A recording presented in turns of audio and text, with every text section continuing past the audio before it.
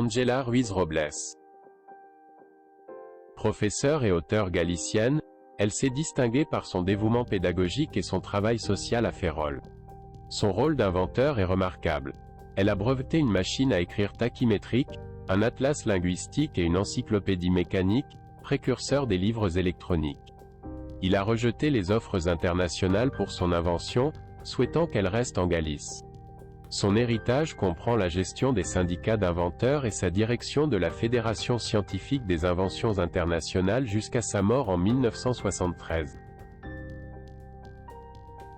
Catherine d'Erauso. Née en 1592 en Espagne, elle a vécu une vie extraordinaire. Elle s'est échappée d'un couvent à l'âge de 15 ans pour vivre comme un homme, adoptant l'identité de Francisco de Loyola. En tant que soldat, il parcourt le Nouveau Monde, participant à des duels et à des guerres. Son histoire est devenue célèbre pour son courage, son audace et pour avoir défié les normes de genre de son époque. Clara Campoamor. Éminente femme politique espagnole du XXe siècle, elle s'est battue pour les droits des femmes et a joué un rôle clé dans la victoire du vote féminin en Espagne en 1931. Son activisme et son courage ont favorisé des réformes législatives en faveur de l'égalité des sexes, étant une figure fondamentale de l'histoire du droit de vote des femmes en Espagne. Le pays.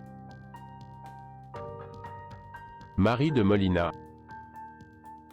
Reine consort de Sancho IV et régente pendant la minorité de ses enfants, elle se distingua comme une diplomate habile.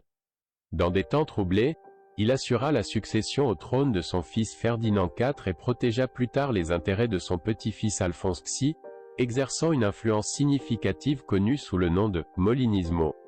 Il a surmonté des défis politiques, notamment des conflits de succession, faisant preuve de leadership et de détermination dans un contexte complexe. Son héritage a donné des lignes directrices aux futurs régents, comme Catherine de Lancastre au XVe siècle.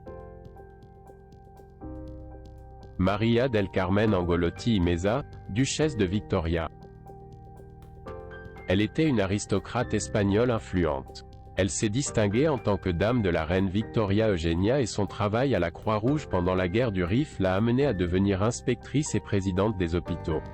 Il a organisé des missions d'aide à Melilla après la catastrophe annuelle, créant des centres médicaux et améliorant les soins aux blessés.